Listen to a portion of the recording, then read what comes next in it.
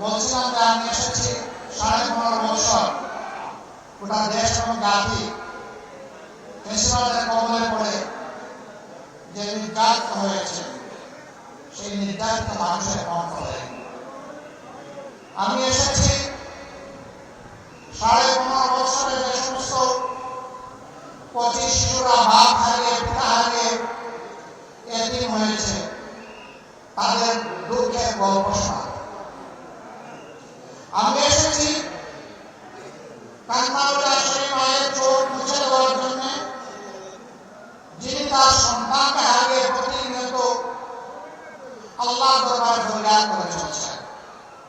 জালিমরা যাকে খুন করেছে।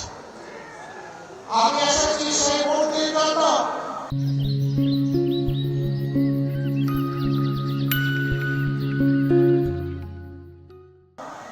যৌবনে কচি বাচ্চা সহ স্বামী হারিয়ে আজকে চোখের সামনে অন্ধকার দেখতে পাচ্ছি।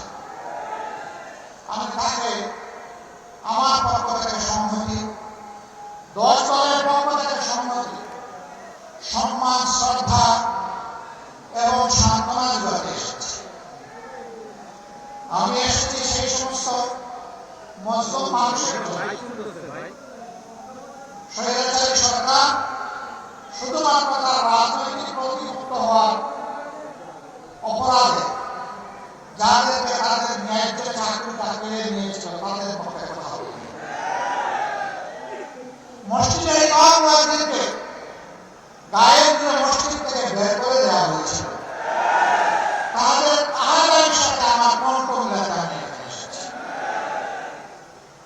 প্রিয় গাইবান্ধাবাসী, এই যে আপনাদের পাশ দিয়ে নদীগুলা বয়ে গিয়েছে, এগুলো আল্লাহ তাআলার রহমত, নিয়ামত। এর ভিডিওটি স্পেশালি তাদের জন্য। এই নিয়ামতগুলোকে অতীতের 54 বছরের সরকারগুলো সংরক্ষণ করেনি। এক সময় যে নদী দিয়ে জাহাজ চলত, এই নদী দিয়ে এখন সাধারণ নৌকা চলাচল করতে পারে।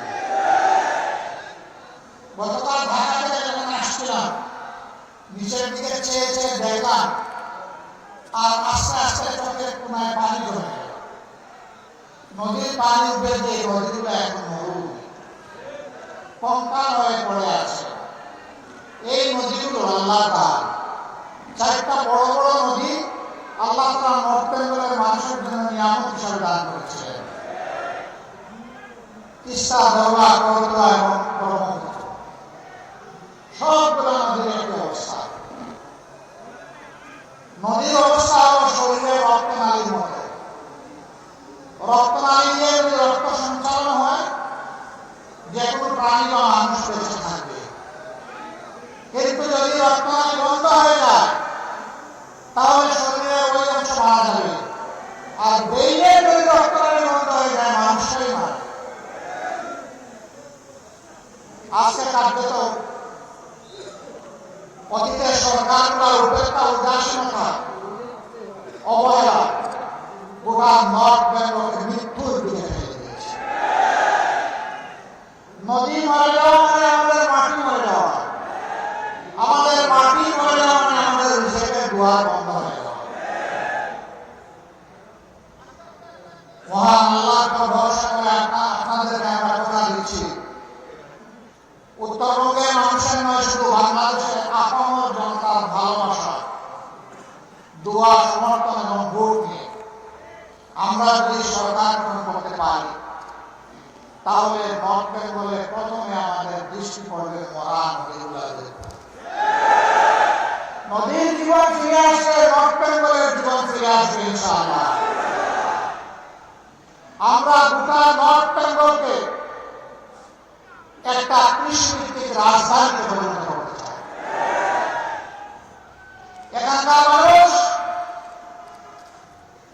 আসমানের আপেল খাওয়ার জন্য কারো কাছে চাল যায়নি।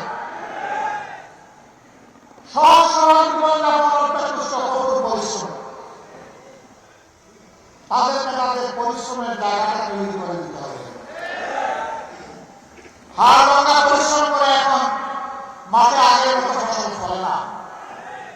সার দিতে দিতে জমির জান শেষ।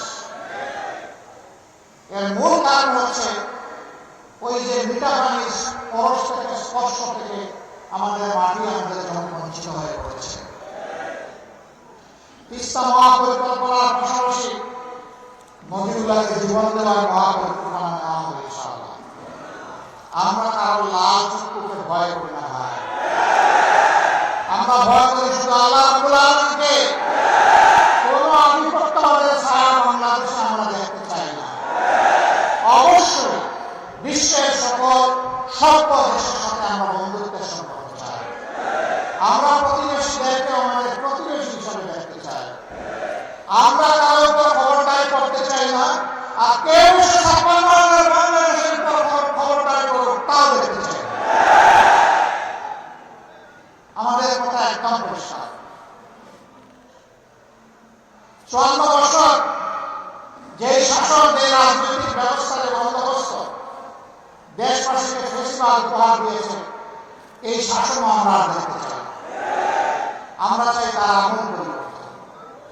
সেই আমূল পরিবর্তনের সময়টা আপনাদেরকে দেশবাসীকে হাত ছাড়িয়ে দিয়ে রাখছে এমন দরকার। একসাথে দুটি ভোট ইনশাআল্লাহ অনুষ্ঠিত হবে, গণভোট আর সাধারণ নির্বাচন।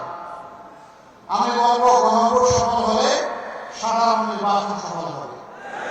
তাই গণভোটের পক্ষে হাত হতে হবে। জুলাই শহীদদের প্রতি সম্মান দেখানোর জন্য গণভোটের প্রতি হাত হতে হবে। আপনাদের মুখের সন্তান আবু সাঈদ বাংলাদেশকে পরিবর্তন করে দিয়েছে। গোটা বাংলাদেশকে উদ্দীপ্ত করে তার জীবন উপহার দিয়ে এই দুনিয়ার দেশে চলে গেছে।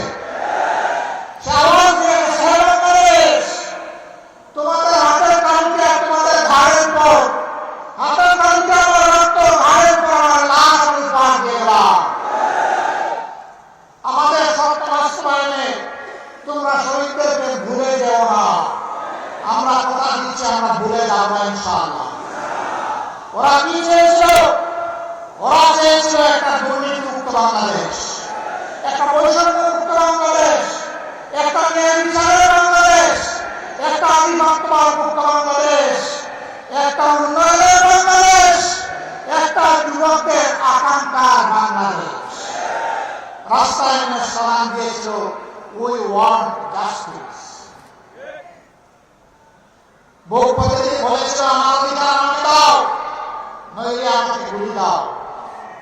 ডানা মেয়ে বলেছিল, বুকের ভিতরে তুমুল ঝড়, বুক পেতেছি গুলি কর।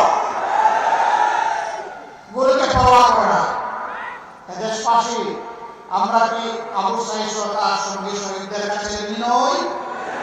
এই পরিস্থিতি আপনারা প্রস্তুত আছেন? সদা জাগ্রত পাহারাদার সবাইকে প্রস্তুত থাকতে হবে। আকাশ, নীল আকাশ, মাঝে মাঝে আকাশে স্বপ্নের ছায়া দেখা যায়। ওই স্বপ্নের ছায়াটা বাংলাদেশের মাটিতে পড়তে পারে। আপনারা সন্তান থাকতে পারবেন তো? পরপর 3 নির্বাচন, 14, 18, 24। আমাদের যুব সমাজ, আমাদের সাধারণ মানুষ, আমাদের ভাইয়েরা বোনেরা একটা ভোট দিতে পারবে। যুব সমাজ তাদের জীবনেও একটা ভোট দিতে পারবে। এবার অনেক অপেক্ষার পর আগামী 12 তারিখ আসছে। এই 12 তারিখ শহীদদেরকে সম্মান করতে গিয়ে বাংলাদেশের বস্তা পচা অতীতের 54 বছর যেই ব্যবস্থা শাসকদেরকে দুর্নীতিবাজ, চাঁদাবাজ, দখলবাজ, মামলাবাজ, হত্যাকারী, খুনি, ধর্ষক এবং আইনের নায়ক নায়িকা বানায়, তা পরিবর্তন করে দেওয়ার জন্য আমরা হাত উঠে ইনশাআল্লাহ। হাত উঠে পক্ষে জোয়ার তুলতে হবে। সেই হাত উঠে জোয়ারে অতীতের ব্যবস্থা খোলা সমস্ত ব্যবস্থা শেষ হবে। এরপরে নর্থ বেঙ্গলের কিছু বাস্তব সমস্যা আছে। একটা তো আমি বলেই ফেললাম, নর্থ বেঙ্গল থেকে হত্যা করা হয়েছে। এখনো এই অঞ্চল থেকে মানুষ ছুটে রাজধানী 3টা বাস্তব প্রয়োজনীয় ছুটে: উন্নত শিক্ষা, প্রয়োজনীয় স্বাস্থ্য সেবা এবং একটা ছোট্ট একটা চাকরি। এই তিনটার জন্য প্রাণপণে রাজধানীর দিকে ছুটে আমরা মহান আল্লাহর ভরসায় কথা দিচ্ছি, ঘরে বসে উত্তরবঙ্গকে আপনারা রাজধানী বানাবেন ইনশাআল্লাহ।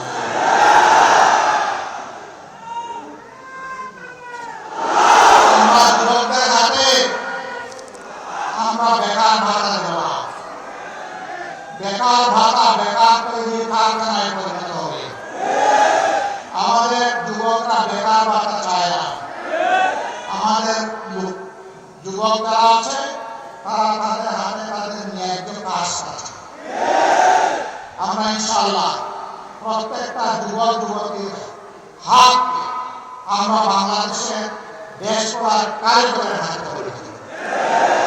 আমরা তাদেরকে বাস্তব শিক্ষা দিয়ে দক্ষতা তাদের হাতে আমরা তুলে দেব।